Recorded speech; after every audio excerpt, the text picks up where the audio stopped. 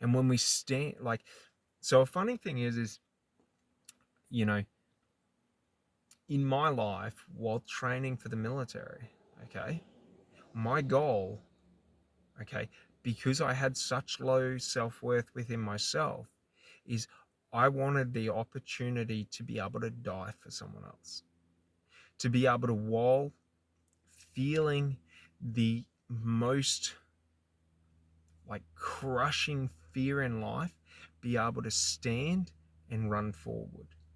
That was my goal, because I believed if I was able to do that, I would be worthy, right? That I would finally feel good about myself, that I would finally feel that I had redeemed myself from all my weak actions as a child. Where when I was 8 and a 45-year-old man threatened to bash my head because I looked at him wrong, threatened to gutter stomp me because I looked at him wrong at 8, that because I was afraid, I've now redeemed myself. And the funny thing is, there was nothing to redeem. And that's the thing. Like, once we create and reprogram the narrative in our conscious and subconscious mind, and it's just through repeating the same language patterns. Because when I say I am worthy of love, okay, and I say I'm worthy of love, I'm worthy of love, I'm worthy of love, I'm worthy of love, I'm worthy of love, I'm worthy of love, I'm worthy of love, I'm worthy of love. When we just keep saying it again and again and again, what's actually happening physiologically in our subconscious or our conscious mind or even just our brain is that synaptic pathway that says I am worthy of love. So whenever I think of love, okay, that synaptic pathway that says I am worthy of love is the strongest. So the energy always flows in the strongest path. That's how our mind works. So by repeating it again and again and again and again, I strengthen my memory so that when I hear love, my mind instantly says I am worthy of love. And that's the funny thing.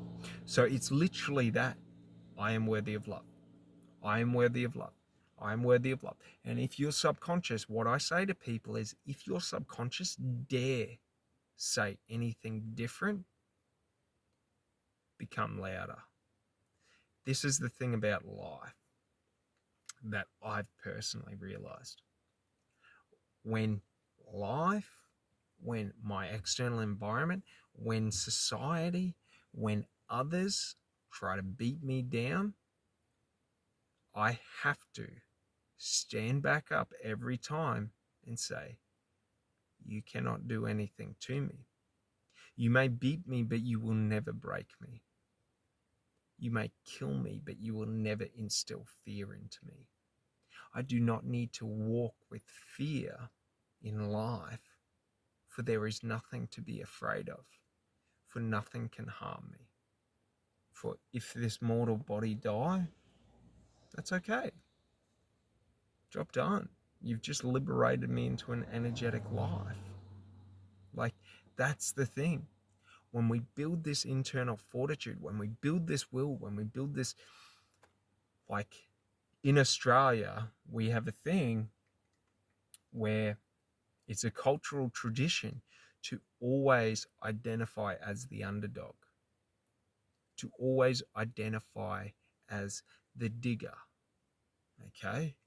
The digger is the Australian soldier who can fight with minimal ammo, outnumbered, no food for days, weeks, and months because no one else can.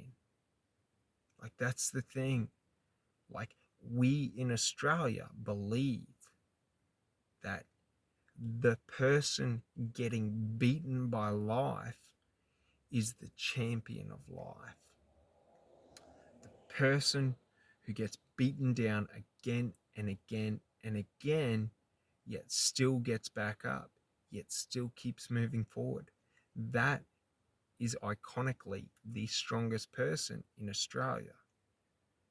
We also have another one, the Aussie Battler, which is a reference to people struggling, to the working man, to working class, to those that work relentlessly for everything they have and never get a break. But they don't complain. They just do it because that is the tradition, to always just work for what you want. Just keep going. No matter how many times you knock me down, it will never be permanent. You can never permanently knock me down. The only way to knock me down permanently, to make me succeed, to make me give up, is to take the lifeblood out of my body, to take the breath out of my lungs, to take the beat from my heart. That's the thing. When we have that mentality, there is nothing another can ever do that would even come close to having the ability or capacity to be able to break who we are. And it's a funny thing because I wasn't always like this. Like, I always wanted to be like this in terms of to be able to be knocked down again and again and again and again, but to never have my spirit broken. And it's so funny because how I was led to believe by society was that I had to struggle to do that. And the funny thing is, once I got up here, right, once I got these narratives, once I started to become aware and observant of the conversations I was having with myself, how I talked to myself, the language I use with myself, what happened was everything started to shift. Everything started to change. And then I started to arc my back and started to say, if life wants to punch me in the face, I'm going to smile bloody. You know what I mean? That's all we can do. Whenever we fall on our face and bust our face up, we can only ever smile. And it's so funny because that's the liberation of life I found, is when we're able to release any and all of our fears. Like, so many people these days, you know, the uber successful, the uber wealthy, you know, the rich, to do anything, the majority of them feel that they need to have security because they're afraid someone's going to take from them what they have. And it's so funny because once we realize we are nothing, there is nothing you can take from me. I am not this mind. I am not this body. What am I? I am consciousness. Like, if I am unconscious and unaware of consciousness, do I exist? You know what I mean? To other people I exist, but to me, there is nothing. So it's sort of like, that's one of the funny things I've realized is, like, one, death isn't the end, okay? Energy doesn't die, it only dissipates and reconstitutes. Take, for example, the stars, right? We are all made of the particles in the stardust that is spread out when a star comes to be. But what happens to a star when it collapses in on itself and dies? Well, over millions and billions of years, that form, that debris starts to reconstitute itself. And then one day, bang, a new star is born. So how funny is that? If stars are reincarnated, if, for example, a tree lays a seed and that seed grows into be a tree, you know, it is still the same tree, you know. While it might be individually different, it's still a tree. So we just got to understand that in life, our consciousness isn't unique to just this form. You know what I mean? It's not unique to just me. Consciousness is every and anything. It's everywhere. And when we understand consciousness at a high level, and we understand that our consciousness, or what I believe as being me intrinsically, what I believe is my soul, you know, my higher consciousness, is part of a frequency. And frequencies don't die. They're picked up on a transmitter. And when that transmitter ends or dies, the frequency just goes back to the collective frequency.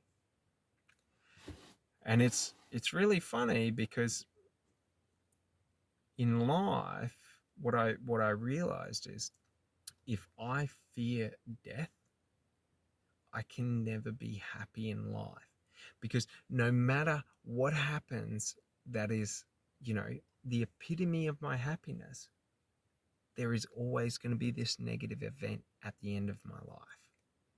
So every good thing that ever happened to me, when I die, if I fear death, everything becomes negative. I don't care about all that good. I'm about to die. So we've got to understand that death is a liberation, and being joyous about death and celebrating, you know, that one day I will die, in terms of this physical body will cease to be. And that's okay. That's an exciting thing. We don't need to understand what comes next. We just need to trust enough within ourselves that we're okay, that it's not something negative. And like what made this super simple for me to understand is that, and the way I put it is, if you've ever fallen asleep, and you know, when you sleep and you fall asleep at 9 at night, and then a second later it's morning, and you haven't dreamt, you've just been unconscious. That is the feeling of death.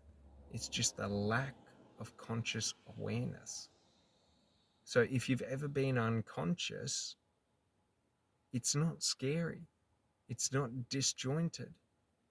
It just is timeless. There is no conscious awareness of the passage of time. There is no perceived time. There is no perceived reality or space. And that's a funny thing, because as we understand more and more about death and consciousness and all of this, the dots begin to align that point to this being the reality. So it's a funny thing that I've sort of in myself realized that these experiences in life are designed to prepare us and sort of show us, or get us used to what happens next, where we don't have, after death, conscious awareness of the passage of time, conscious awareness of a singular consciousness, conscious awareness of space. Like, do you sort of get it? Like, the human mind or the human experience is an experience of conscious awareness, which is really funny, because to understand this shifts and changes our understandings and beliefs about what is a good life. If death, okay, is a celebration, and seen as a passage to what is next, then there's nothing to fear. There's nothing to become attached to in this existence.